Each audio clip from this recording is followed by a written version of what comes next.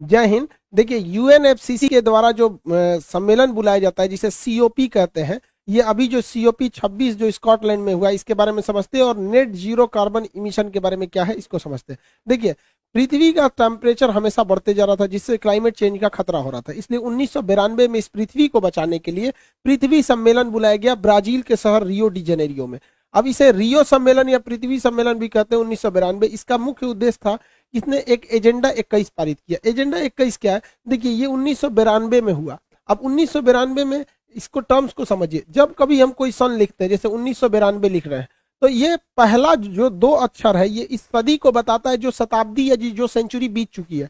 तो 19 लिखा है तो 19 सदी बीत चुकी है, और ये है एक उसके आगे है यानी 20वीं सदी चल रही है। और 20वीं सदी में भी देखिएगा तो ये 8 साल ही बचा हुआ है, यानी 8 साल बाद कौन सी सदी आ जाएगी? 21वीं सदी। जैसे अभी हम लिखते हैं, मान के चलिए 2008 लिखते हैं, तो ये वह सदी है जो बीत चुकी है, यानी 20 सदी बीत चुकी है, और उसके आगे भी है यानी एक और आगे, तो 21वीं सदी। तो इन्होंने देखा कि 1992 में हम लोग 19वीं सदी बीत जी चुके, 20वीं सदी में बस 8 साल बचा हुआ है, यानी कौन सी सदी आने वाली थी? तो 21वीं सदी आने वाली थी। तो 21वीं सदी को बचाने के लिए इन्होंने एजेंडा 21 पारित किया था और कहा था कि पृथ्वी को बचाना हर हाल में जरूरी है, क्लाइमेट चेंज से दिक्कत हो जाएगा। तो इसकी जिम्मेदारी इस सम्मेलन में दे दिया गया यूएनएफसीसी को। यूएनएफसीसी का फुल फॉर्म होता है United nation framework convention on climate change. इसी की पूरी जिम्मेदारी देगी कि भैया तुम्हारा ही काम है कि पर्यावरण का ध्यान रखना। अब इसमें क्या है कि उस यूएनएफसीसी में 193 मेंबर देश बने सब। इसका मुख्य उद्देश्य था कि पृथ्वी के टेम्परेचर को हम 2 डिग्री सेल्सियस से ज्यादा नहीं बढ़ने देना है, उससे कम ही रखना है। इसमें हर साल बैठक बुलाई जाने लगी। तो ये बैठक बुलाना जरूरी था ताकि इस बात का गहन चिंता और चिंतन किया जा सके कि कितना काम हुआ है। तो इसके सम्मेलन को ही सीओपी बोलते हैं, कॉन्फ्रेंस ऑफ पार्टीज। पार्टीज मतलब कौन कौन देश इसमें शामिल है, तो कॉन्फ्रेंस ऑफ पार्टीज को ही शॉर्टकट में सीओपी कहते हैं। ये सम्मेलन 1992 से नहीं हुआ, हालांकि यूएनएफसीसी का गठन 1992 में हो गया, लेकिन इसका पहला बैठक बुलाया गया था 1995 में। तो जब भी बैठक बुलाया जाएगा तो हर एक पार्टी यानी देश के मेंबर का बुलाया जाएगा, तो कॉन्फ्रेंस होगा, कॉन्फ्रेंस ऑफ पार्टी, जिसे सीओपी कोप कहते हैं। अभी जो हुआ तो पहला जो सीओपी बुलाया गया था कॉन्फ्रेंस ऑफ पार्टी, वो 1995 में जर्मनी में बुलाया गया। अब उसी के बाद टेंटेटिवली हर साल बुलाया जाता है। तो जो इस साल बुलाया गया है 2021 में, ये स्कॉटलैंड में बुलाया गया है।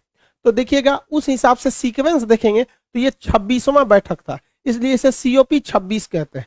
अगला जब होगा तो उसे सीओपी 27 कहेंगे। तो सीओपी का मतलब होता है कॉन्फ्रेंस ऑफ पार्टीज। अब एग्जाम में आएगा तो आप ये मत सोच लीजिएगा ये किसका हिस्सा है, यूएनएफसीसी का ही एक पार्ट है। ये एक मीटिंग होती है यूएनएफसीसी की ओर से कराया जाता है।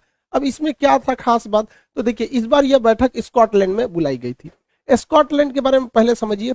ये नीचे जो देश ग्रीन कलर का दिख रहा है ये इंग्लैंड है, ये वेल्स है। तो ये इंग्लैंड, वेल्स, स्कॉटलैंड, जब इन तीनों चीजों को मिला देते हैं तो उसे ब्रिटेन कहते हैं।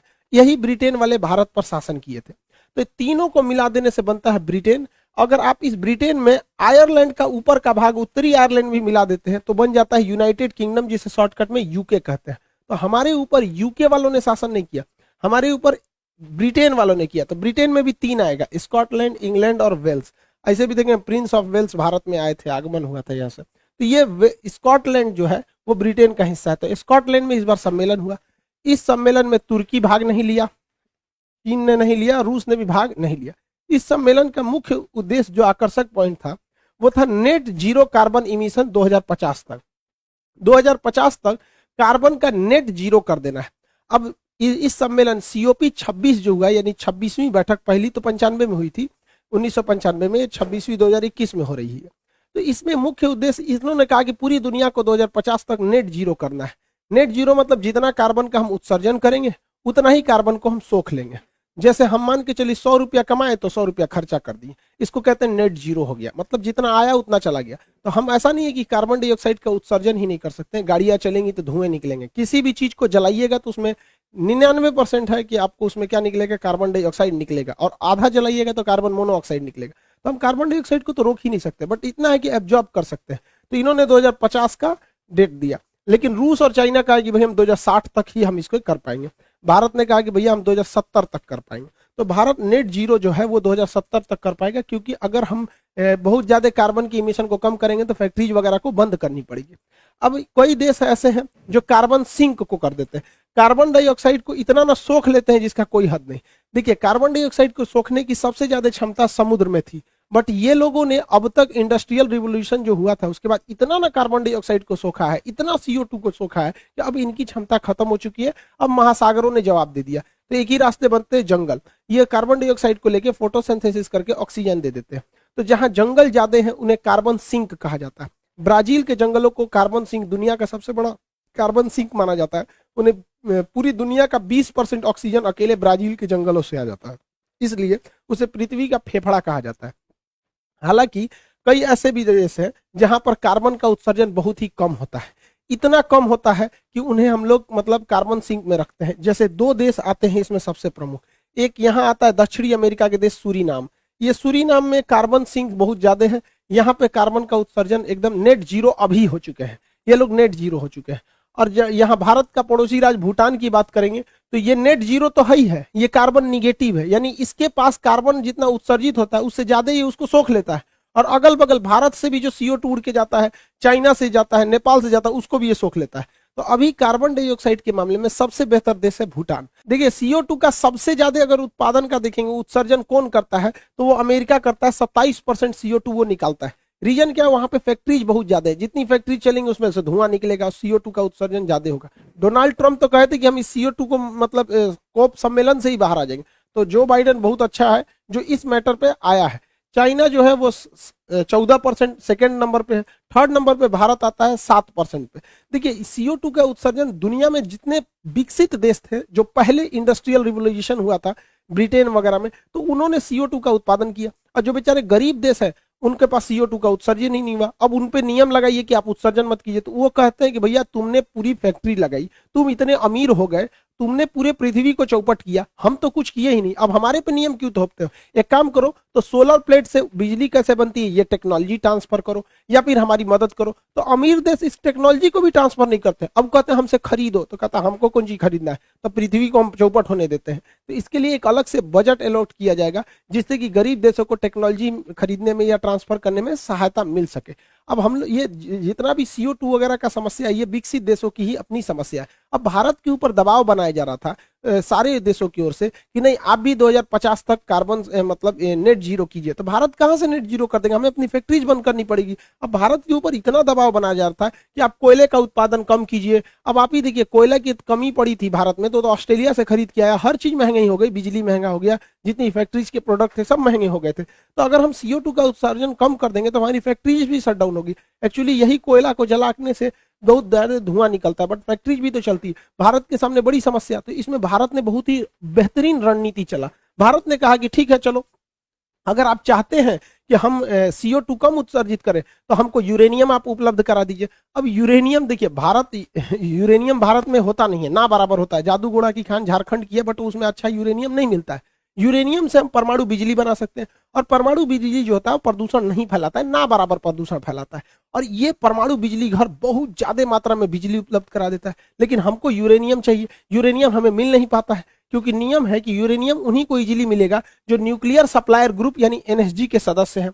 अब NSG की स्थापना 1974 में हुई थी। वर्तमान में इसमें 48 देश है, 48 देश। भारत उसमें शामिल नहीं है। जो इसमें शामिल नहीं, उसे यूरेनियम इजीली मिल नहीं पाता है। हम लोग को इंडिविजुअली लेना पड़ता है, कनाडा से, ऑस्ट्रेलिया से, कजाकिस्तान से, बड़ा टाइम लगता है, काफी महंगे मिलते हैं।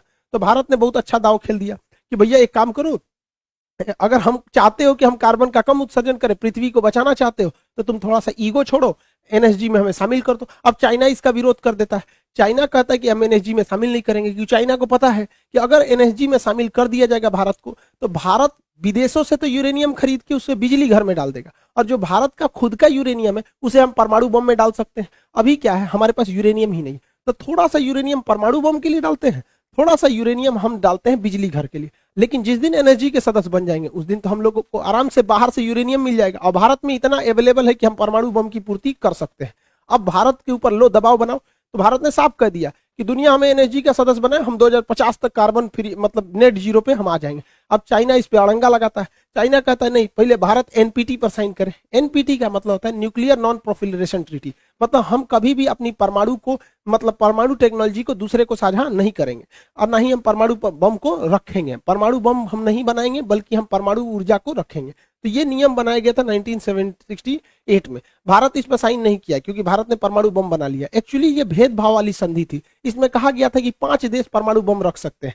अमेरिका रख सकता है, ब्रिटेन, फ्रांस, रूस और चाइना रख सकता है, इसके अलावा और कोई नहीं रख सकता है। तो भारत ने इस पर साइन नहीं किया। तो चाइना इतना होशियार है, वो कहता है कि ठीक है। अब समझिए, चाइना कहता है कि हम भारत को एनएसजी का सदस्य बनाने के लिए सहमत है, लेकिन भारत एनपीटी पर साइन करे तो भैया हम फंस जाएंगे ना, बिजली के चक्कर में परमाणु बम चल जाएगा हमला। तो हम लोग इस पे साइन नहीं करते। अब आप कहेंगे कि 148 में अकेले चाइना अड़ंगा कैसे लगा देता है, तो एनएसजी का रूल ही उठपटांग है। उसमें कहा गया कि किसी भी नए सदस्य की एंट्री से पहले 48 सदस्य की, यानी पहले से उपस्थित सभी सदस्यों की सहमति जरूरी है। तो भाई सर्वसहमति में एक ही अड़ंगा आता है चाइना। तो चाइना कह रहा है कि आप एनपीटी पे साइन कीजिए तभी हम आपको एंट्री करने देंगे, नहीं तो नहीं करने देंगे। तो भाई सारे देश रेडी हैं, चाइना नहीं है। तो चाइना का था ठीक है, तब एक शर्त पे हम करेंगे, अगर चाइना होगा तो पाकिस्तान भी हो जाएगा। अब यहाँ चाइना फंस गया क्योंकि भारत तो रेडी हो जाएगा, ठीक है हमको कर रहे हो तो पाकिस्तान को भी कर लो, लेकिन पाकिस्तान पे केवल चाइना ना रेडी होगा, बाकी के देश 48 जो देश है उसमें से अमेरिका भी है, फ्रांस भी है। अभी फ्रांस के राजदूत को पाकिस्तान वाले बाहर निकालेंगे। अरे उसका राजदूत तुम्हारे यहाँ है नहीं, वहां जो कार्टून बनाया था वो मर चुका है, लेकिन अभी भी हो रहा है, तो फ्रांस इनको रोक लगा देगा। तो भारत के लिए तो सही है, भारत कहते हाँ पाकिस्तान को भी लाइए, कोई दिक्कत नहीं, आपका मन आप तालिबान को भी ला दीजिए, तो बाकी के बचे देश तो उसको रोक देंगे ना। तो भारत के लिए बहुत सही है। भारत के ऊपर दबाव बनाया जा रहा था, लेकिन हम सबको सोचना चाहिए कि हम अपने स्वार्थ के चक्कर में पृथ्वी को ना चौपट कर दे। इसलिए हम सबको इसके लिए, भारत को तो एनएसजी का सदस्य बनना ही चाहिए क्योंकि हमारी छवि अच्छी रही है, हमने कभी किसी को परमाणु हथियार की टेक्नोलॉजी साझा नहीं किया। तो हम लोग इस पर अभी बहुत जोर शोर से काम चल रहा है, बहुत जल्दी हम लोग एनएसजी के सदस्य बन जाएगा। तो चाइना जो दबाव बना रहा था उल्टा भारी पड़ गया उसके ऊपर, उसको समझ में नहीं आ रहा कि भारत में मतलब पंगा लेना ठीक बात नहीं है।